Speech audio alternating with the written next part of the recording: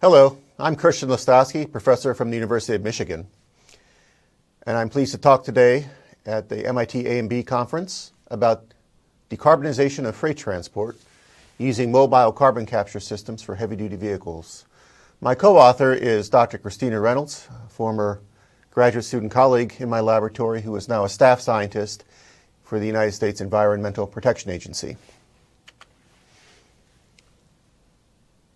Road transport accounts for nearly 17% of global carbon emissions, which is the majority of the nearly 25% portion of global CO2 emissions from the transportation sector. Within road transport, a roughly equal amount is distributed between heavy and light-duty vehicles.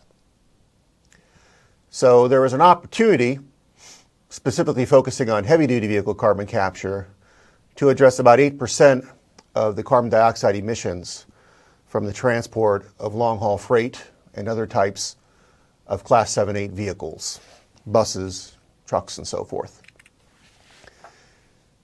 There's an imperative for doing this because it's expected that transportation will remain the highest emitting sector for carbon dioxide through the next couple of decades, as you can see in these projections from the U.S. Energy Information Administration. And so if we want to address climate stabilization targets, which require us to remove upwards of 80% of CO2 emissions that are currently happening, we not only have to address all the stationary sources from residential, industrial, electric power generation sources, and so forth, but also remove a substantial fraction, probably half of the emissions from the transportation sector. Right? So how do we go about accomplishing that? Well, there are different options for doing so, which I'll discuss briefly. But the potential impact specifically for heavy-duty vehicles is, in our estimation, greater than for light-duty vehicles. And that's because there are comparatively fewer emissions targets for HDVs than there are for smaller passenger sedans and such in the light-duty category. In fact, only 4 nations out of the G20 nations have heavy-duty emissions standards related to carbon dioxide. So the opportunity for reduction is greater if we were to enact sweeping controls on heavy-duty vehicle CO2 emissions. Electrification is often viewed as the most likely path to reduce the CO2 intensity of the transportation sector, where we offload emissions of CO2 onto the power grid to charge fully electric, battery-powered electric drivetrain vehicles. And this could work in principle as long as the power grid also is sufficiently decarbonized. Currently, we are seeing a reduction in emissions intensity in electric power generation, but much of that can be attributed to a switching from coal to natural gas as a baseload power generation source, as well as the introduction of wind and solar and other low-carbon energy generation sources. Penetration of electric vehicles into light-duty markets has been not as fast as some projected earlier in the previous decade. Again, EIA estimates suggest that liquid carbon-fueled vehicles with internal combustion engines are still going to retain the highest portion of market share through the 2030s to 2040. Direct air capture has also been proposed as another way of removing CO2 emissions from vehicles that contain IC engines after the fact, if you will, where we use chemical scrubbers to remove CO2 directly from air, and there are a couple of major startup ventures that are pursuing this line of direct CO2 removal from the atmosphere, using large capital-intensive systems which could then either directly sequester the CO2 underground or deliver it to markets for resale. The expected costs of these are lower than initially projected from Sherwood-type correlation extrapolations. There's a wide range of estimates in the, as low as $60 per ton up into the several $100s per ton. One of the major problems with direct air capture, as we perceive, is that it starts at an inherent disadvantage relative to CO2 removal from concentrated point sources, such as from stack gas at power plants or from the tailpipes of automobiles. And that is that there's a factor of dilution when emissions from those types of point sources are discharged to the atmosphere. There's a dilution by a factor of about 250. So you start with a CO2 concentration of 400 parts per million or thereabouts. And so to reconcentrate the CO2, either for sequestration or for use as a feedstock, requires overcoming that initial disadvantage of the dilution that has occurred. So this leads us to think, how might we adapt stationary capture technologies, such as those that involve the use of amine-type solvents to scrub CO2 in an absorption column or tower, and then to desorb it in a regeneration column. How can we apply those types of technologies to mobile source emissions of carbon dioxide that we might find on IC engine vehicles? So we could certainly try to replicate an amine absorbent technology using solvent-based capture, as is done for recirculatory air in confined environments such as on submarine vessels, orbiting space stations, and so forth. Another option, however, might be to use novel adsorbent or conventional adsorbent materials based on existing or new chemistries, such as for zeolites, activated carbons, and metal organic framework adsorbents, where a selective porous adsorbent is used to separate CO2 from an overflowing gas stream, and then pressure or thermal swing process is later used to desorb carbon dioxide from the saturated adsorbent and to recover it. In the case of a mobile carbon capture system, we're starting with carbon dioxide from exhaust, which is in the range of about 13 or so volume percent from either gasoline or from diesel burning IC engines. A mobile carbon capture system would involve certainly an onboard separation system and then significant supporting infrastructure in order to offload, regenerate the adsorbent, and determine the final disposition of the carbon dioxide which is captured. So our focus in this exploratory study, which was funded by the U.S. Environmental Protection Agency, is to consider what the economics and thermodynamics of an onboard mobile carbon capture system might look like, and then to consider what some practical elements of implementation might be, including what type of sorbent could be used as the carbon capture medium. A sustainable heavy-duty mobile carbon capture program with the goal of reducing freight emissions would seek to remove all or a substantial fraction of the carbon dioxide produced from a tractor trailer, which is approximately 160 grams per ton mile of vehicle miles traveled, using some sort of an absorber unit. Again, a recirculating solvent capture system could be one possibility, but in the analysis we focused upon using a porous solid adsorbent, which would be periodically regenerated during refueling stops as this vehicle traversed across, say, an interstate highway. With a CO2 porous sorbent system in place, then, with the requisite amount corresponding to the distance traversed and the absorption capacity of the material, we would then approach near saturation of the adsorbent bed, whereupon at a truck refueling stop, heat would be applied from some low-cost thermal source to switch out this adsorption compartment, replace it with a new adsorption compartment, and then to devolve by thermal adsorption the CO2 captured. So this idea of adsorbent bed switching would be analogous to some other similar technology propositions that were made for switching of electric vehicle batteries at recharging stations, considering the battery a separate component of the vehicle's equipment rather than one that had a dedicated power source. And so here, having a switchable bed of adsorbent to remove CO2 as it's generated in the truck's diesel-powered engine would be the basis for avoiding the time constraints of thermally devolving the captured CO2 in a few minutes' time to continue the reuse of the adsorbent bed on the trailer's journey.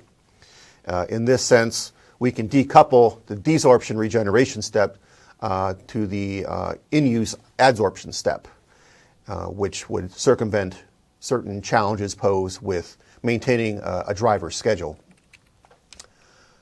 When we desorb the captured gases from the adsorbent packed bed, we're going to recover a mixture of carbon dioxide as well as, depending on what the adsorbent is, we may evolve certain amounts of moisture or water vapor as well. That might co-adsorb on the types of inexpensive commercial adsorbents that could make a Generation 1 technology for this type of a capture system. By condensing off the water vapor, one could then inject the CO2 for geological storage, or alternatively, to use it in enhanced oil recovery or other types of operations to recover fuel gases for a closed carbon loop, and also to improve the economic value of the carbon capture proposition. So some research questions surrounding the concept of heavy-duty mobile carbon capture are ones such as, is there economic viability to compare in comparison to alternative decarbonization options? And would its environmental impact result in a significant decrease in global climate change? On the technical side, what candidate material might we use to capture carbon dioxide, and how would this material perform under realistic exhaust conditions? As noted, amine solvents are typically used in such demonstration projects of CO2 capture, say from coal-burning power plants that presently exist, and there are a few of those. In the case of solvents, though, there is a high energetic cost to decoupling the amine carbon dioxide bond, which forms using active ingredients such as monoethanolamine or other types of amine absorbents. Certain types of adsorbent materials that use physical rather than chemical binding of CO2 to the adsorbent surface offer the opportunity perhaps to reduce the energy intensity of regeneration of the material. And hence these types of sorbents with a physical capture mechanism are the focus of our exploratory studies that I'll discuss in this presentation. And so how will such a material perform under realistic exhaust conditions where we might have moisture as well as other gases, carbon and nitrogen oxides, CO and so forth, present in the diesel exhaust stream? To obtain a cost estimate for heavy-duty mobile carbon capture, we must consider operating maintenance costs for transport and storage of the captured carbon dioxide regenerated from the adsorbent, as well as the capital costs for the onboard equipment and supporting infrastructure for separation, compression, regeneration, and transport. So in our analysis, we considered a hypothetical heavy-duty mobile carbon capture program to obtain a baseline economic evaluation of the viability of such a technological scheme. Here we're assuming a truck which has a payload of 20,000 kilograms of mass, a Class 7A vehicle fuel economy of slightly less than 7 miles per gallon per EPA standards, diesel fuel priced at $3.15 per gallon, and emissions of approximately 10 kilograms of CO2 per gallon of diesel fuel combusted. The adsorbent, under static absorption conditions, we find that there are a class of adsorbents at the temperatures correspondent to diesel exhaust, which could absorb up to 20% by mass carbon dioxide in their pore interstices. So we can use that as a baseline for the absorption capacity. Actual adsorbents under realistic performance conditions will have uptake below that benchmark, but again, as a baseline economic evaluations, we'll assume 28% CO2 adsorbed in the packed bed absorbent. As the sorbent captures CO2, it increases that mass since the CO2 is now added to the total mass of the payload as opposed to being discharged through the exhaust. So we assume that there is a 3% reduction in fuel economy per 10% increase by mass in the payload to account for the impact of onboard CO2 capture on the vehicle fuel economy. Lastly, we'll assume that we will outfit the tractor trailer with sufficient porous medium to capture all the carbon dioxide emitted through a journey of 250 miles. For example, a a travel on an interstate highway, say from Toledo, Ohio to Chicago, Illinois, along one of the most busiest thoroughfares for heavy-duty vehicle traffic. From a second law analysis, one can calculate from the Gibbs equation the thermodynamic minimum work needed for gas separation. Right? And so for complete separation of CO2 from exhaust gas streams typical for coal combustion flue gas in a stationary environment, or from diesel combustion exhaust in a mobile capture scenario, one can find that you would need somewhere on the order of about 160 kilojoules of work input for each kilogram of carbon dioxide removed. As noted, direct air capture starts from a dilute carbon dioxide concentration of about 0.04% by volume in atmospheric air. As a consequence, the work requirement, at least from a minimum calculation using second law analysis, is about triple that from CO2 capture from concentrated sources.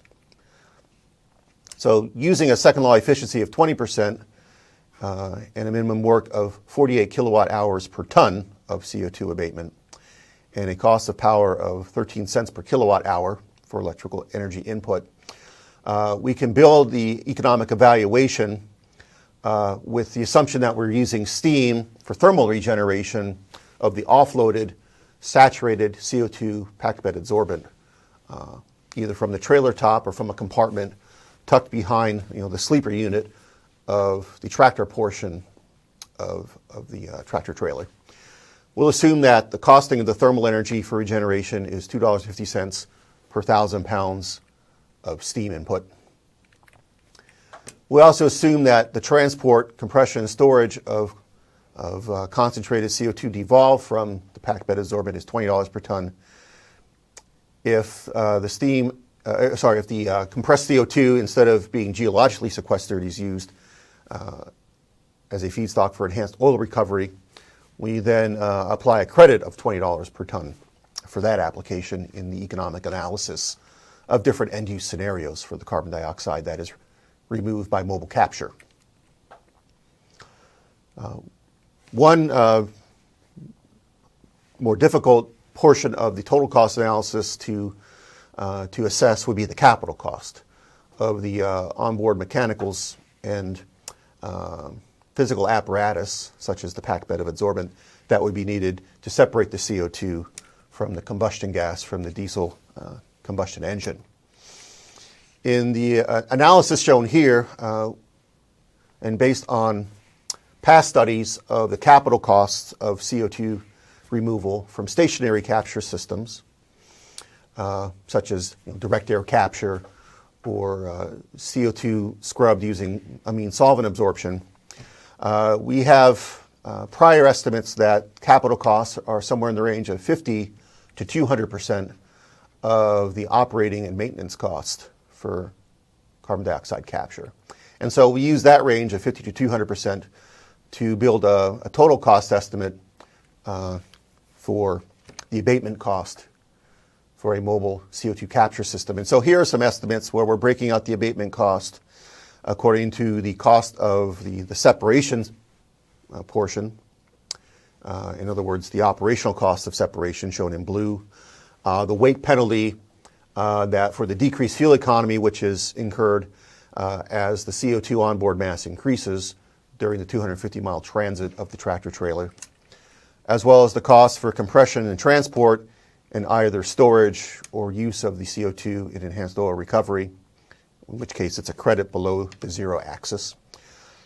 Also, we've included a 25% add-on for various contingencies not accounted for in the baseline economic model. And finally, the capital cost shown in green at the top of the bar charts.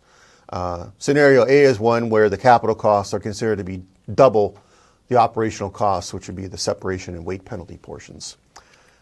Scenario B, where the capital costs are approximately equivalent to those of O&M. And scenario 3, where again, capital costs are equal to that for operational costs. And now we're using the CO2 recovered for pipeline transport to an enhanced oil recovery operation. And so you can see the abatement costs under these scenarios ranges from $80 to $128 per ton of CO2 removed for the mobile capture system.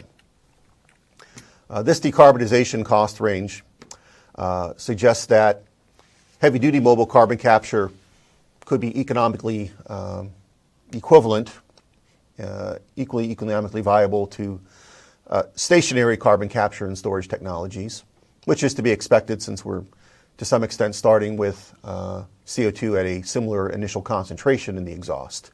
And so again, the thermodynamic benefits of trying to harvest carbon dioxide from a relatively concentrated source are enjoyed in the same fashion as they would be for CO2 capture from industrial emissions, say from iron and production of concrete and other types of heavy materials, or from CO2 recovery from the exhaust gases emitted by coal steam turbines from coal-fired boilers and the like. The cost of abatement for mobile carbon capture for heavy-duty vehicles also is comparable to that for heavy-duty mobile carbon capture, if we're comparing to electrification of vehicle fleets.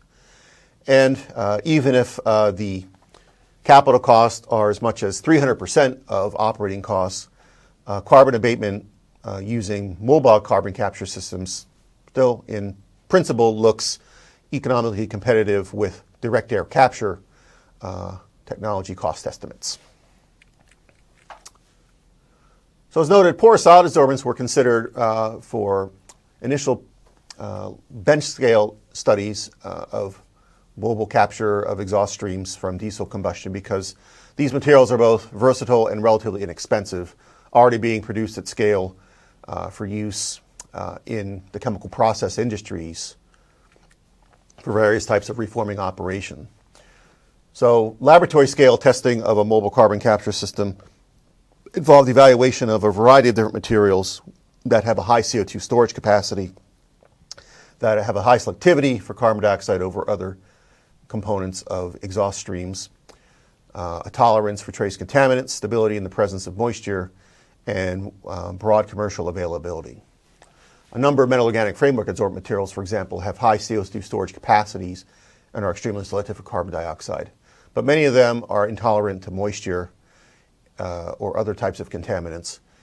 And some have limited commercial availability and are prohibitively expensive in the quantities of tens, hundreds, or thousands of kilograms required for mobile capture systems for heavy-duty vehicles over distances of hundreds of miles driven. So our focus was on testing of, in particular, zeolites, which are relatively inexpensive, broadly commercially available, and have a reasonably high CO2 storage capacity and selectivity for representative dry and wet exhaust blends that contain largely nitrogen, carbon dioxide, and water vapor. We carried out both static and dynamic testing at elevated temperatures, up to 85 degrees Celsius, on the expectation that these materials would be used in packed bed absorption systems where the throughput of the exhaust gas would be at temperatures above those of the ambient environment. A lot of absorption data for materials such as zeolites, activated carbons, and the like that is commercially available or available in the published literature would be at near ambient conditions of room temperature, whereas practical operating conditions might be at elevated temperatures of 40, 50, perhaps 60 degrees Celsius in the exhaust train. The CO2 partial pressures, again, are roughly about 14% of the atmospheric pressure, 14 kilopascals. So work carried out on zeolite adsorbents such as 5A and 13X demonstrated these materials have a good combination of uptake capacity over a broad range of pressures and temperatures compared to other types of materials, including activated carbons and metal organic framework adsorbents. Even at elevated temperatures, zeolite 5A, for example, retains a relatively high weight percent absorption for carbon dioxide in the partial pressure range corresponding to diesel exhaust. When we consider capture at the temperatures expected for diesel tailpipe exhaust, we see that there's about a 40% increase in the capacity, say from 20 weight percent at ambient conditions to something around 12 to 14 weight percent under elevated temperature, say at 60 degrees Celsius. That's for static absorption. If we consider now testing that was carried out in laboratories at the National Vehicle and Fuel Emissions Laboratory of the Environmental Protection Agency for gas throughput of dry and wet exhaust blends containing about 14% CO2 in a packed bed of zeolite adsorbent, we see that the weight percent capture decreases under dynamic flow conditions at ambient temperatures relative to for pure CO2 when multi-component dry gas blends are present. The effects of trace oxides of carbon monoxide and nitrogen oxide also have a slight effect on absorption capacity, as does the presence of moisture, which we would expect to be present as a combustion co-product that can co-adsorb on zeolite 5A or 13X. So proof of concept was carried out on apparatus tests for wet and dry diesel exhaust for heavy-duty vehicles, shown in some of the testing facilities here at the NVFEL laboratory. And that's Dr. Reynolds at work, designing a scale apparatus using a packed bed of zeolite 13X and 5A. The storage capacity for zeolite 5A using diesel tailpipe exhaust under wet conditions with 10% water vapor, 14% carbon dioxide at 60 degrees Celsius. We found that the uptake is about 6% of the absorption uptake at ambient temperature under static conditions as opposed to dynamic conditions. A heat exchanger, therefore, is considered as a way of using perhaps air-cooled condensing in a baffled packed bed absorber, as shown schematically here, to provide cooling and condensation of some of the water vapor content, the moisture, within the diesel exhaust stream in order to reduce the co-absorption of water on the zeolite adsorbent. Desiccant technology could also be used, although these would increase the mass loading for the CO2 treatment system. Our calculations suggest that with the addition of a heat exchange system for drying of the diesel exhaust prior to CO2 capture, storage capacity approaching 70% of the maximum static absorption loading of the zeolite could be achieved. So perhaps around 15 weight percent capture. So to summarize our findings on the social practicality and technical feasibility of the system, the cost of heavy-duty mobile carbon capture appears to be economically on a par with other decarbonization technologies, with costs ranging from about $80 to $130 per ton of CO2 abatement. Again, similar to that for electric drive vehicles using battery-powered systems with displaced carbon emissions, or at or more competitive with direct air carbon capture technologies. The environmental impact, if a heavy-duty mobile carbon capture system were to be adopted globally, again, remembering that diesel emissions truck emissions account for about 8% of total global CO2 emissions annually, this could lead to an avoided emissions on the order of 50 to 80 gigatons of carbon by the end of the century, with an avoided temperature increase of 1.12 to 1.15 degrees Celsius, which is a significant contribution toward climate stabilization targets. Zeolite 5A in particular could be a good candidate material for this type of application, as it can effectively absorb 15 weight percent of CO2 from vehicle exhaust, according to our calculations. A mobile carbon capture unit with a heat exchange system could capture 380 kilograms of carbon dioxide per 250 vehicle miles driven, requiring approximately 50% of the payload mass and the trailer volume. And so the mass and onboard volume penalties for heavy-duty vehicles are less severe than it would be for light-duty vehicles, and therefore an attractive target of opportunity for introduction.